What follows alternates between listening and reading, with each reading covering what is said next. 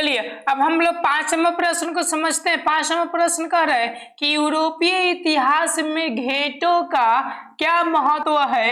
और ये जो क्वेश्चन होता है रे बाबू बोर्ड मॉडल होता है। कौन सा क्वेश्चन है आपके बोर्ड मॉडल, इसलिए इसको देखना बहुत ही जरूरी है। सबसे पहले बताओ घेटो होता था तो कैसे होता था। जैसे कि मैं इमेज लिया हूं आपको बता देता हूं, ठीक है ना।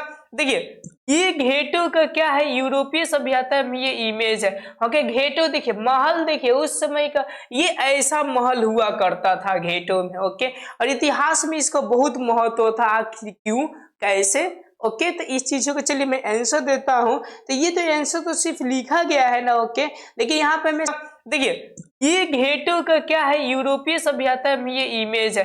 ओके घेटो देखिए, महल देखिए उस समय का ये ऐसा महल हुआ करता था घेटो में। ओके और इतिहास में इसका बहुत महत्व था। आखिर क्यों कैसे। ओके तो इस चीजों को चलिए मैं आंसर देता हूं। तो ये तो आंसर तो सिर्फ लिखा गया है ना। ओके लेकिन यहाँ पे मैं समझाने की कोशिश करता हूँ। जो घेटो जो वर्ड का यूज जो होता था, याद रखिएगा घेटो जो शब्द का यूज होता था ये यहूदियों के लिए होता था। यहूदियों के लिए ऐसा। ओके यहूदियों के लिए क्या होता था, यूज हुआ करता था। अब ऐसा क्यों। ओके यही ऐसा कहा जाता है, ऐसा माना जाता है, लेकिन ये आंसर मत लिखेगा। ऐसे एग्जाम्पल में बता रहे हैं कि जो यादव कैटेगरी के जो लोग हैं ये यहूदियों की ही मतलब की कैटेगरी से वो आते हैं, ऐसा बोला जाता है। ओके अब ये बोला जाता है लेकिन कोई किताब में भी लिखा नहीं है, इसलिए मैं 100% इसको प्रमाणित नहीं कर सकते। लेकिन यहाँ तक ये किताब में लिखा है कि घेटो जो शब्द का यूज होता था यहूदियों के लिए किया जाता था। अब देखिए ये यहूदी होते कैसे थे, ठीक है ना।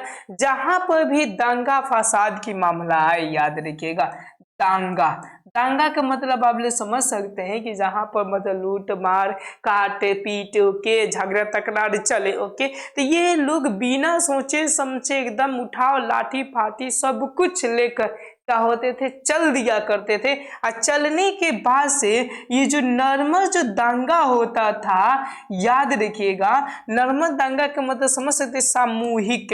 कौन सा जी, सामूहिक जो दांगा होता था, सामूहिक जो दांगा होता था वो कौन से दांगे में बदल जाता था, जब ज्यादा मारकाट होता था वो याद रखिएगा देशी दांगा में बदल जाता था। किस में बदल जाता था रे बाबू। ओके ये देशी रूप पकड़ लेता था। कौन सा पकड़ लेता था, देशी रूप ये पकड़ लेता था। ऐसे क्या थे यूरोप में ये घेटो वर्ड का क्या था, शब्द था। अब याद करने के लिए सबसे मैं अच्छा बताऊं आप लोग को एग्जाम्पल। ओके ये मैं किताब में नहीं लिखा है, मैं अलग से बता रहा हूँ आप लोग को एग्जाम्पल, ठीक है ना। ये जो अभी के डेट में जो गैंग है, क्या है जी बाबू, गैंग। ये केमिस्ट्री की दुनिया में नहीं कि जो कचरे होते हैं एक्चुअली में वही है, मान लेते समझ लेते हैं। जो गैंग होते हैं मतलब एक गुट में होते हैं। अब ध्यान दीजिएगा। ओके अगर कहीं भी थोड़ा सा मारपीट पड़ जाए ओके तो सारी बेटी लाठी उठाकर, जैसे फिल्मी दुनिया में आप देखे होंगे लाठी उठाकर उस पर क्या टूट पड़ते हैं। जब टूटेंगे तो ज्यादा जान माल हाल मतलब क्या होगा, हानि होगा। जब वो हानि होगा तो छोटा सा झगड़ा क्या बड़का झगड़ा में फैल जाएगा कि नहीं फैल जाएगा। जब बड़का झगड़ा में फैल गया तो समझिए कि क्या आपका पूरा का पूरा थाना वाला झगड़ा होगा कि नहीं होगा। थाना से नहीं सुलझेगा तो जिला, जिला से नहीं सुलझेगा तो राज्य, राज्य से नहीं सुलझेगा तो राष्ट्रीय में चला जाता है। ओके मतलब वही क्या हो जाता है, देशी रूप हो जाते हैं। अब इसमें लिखना कैसे, तो आप लोग ये लिखिएगा कि घेटो, यूरोपीय इतिहास में घेटो का यूज यहूदियों बस्तियों के लिए हुआ करता था।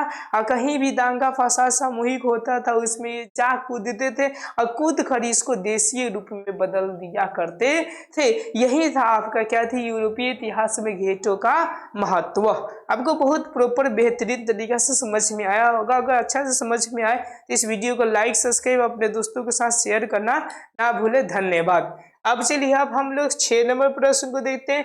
6 नंबर हमारा प्रश्न क्या है। 6 नंबर देखने से पहले मैं इसके आंसर आप लोग को बता देता हूँ। देखिए उत्तर में ये दिया हो कि यह शब्द मध्य यूरोप देशों में यहूदी बस्तियों के लिए प्रयोग किया जाता था। आज की भाषा में अगर देखी जाए तो एक धर्म प्रजाति या समान पहचान वाले लोगों को दर्शाती है। घेटोकरण मिश्रित व्यवस्था के स्थान पर एक सामुदायिक व्यवस्था थी जो सामुदायिक दंगों को देशी रूप दे देते थे। देसी रूप के मतलब समझ सकते हैं कि वो लोग क्या करते थे, भारी रूप दे दिया करते थे। समझ में आ गया आपको प्रॉपर रूप से 5 नंबर क्वेश्चन। चलिए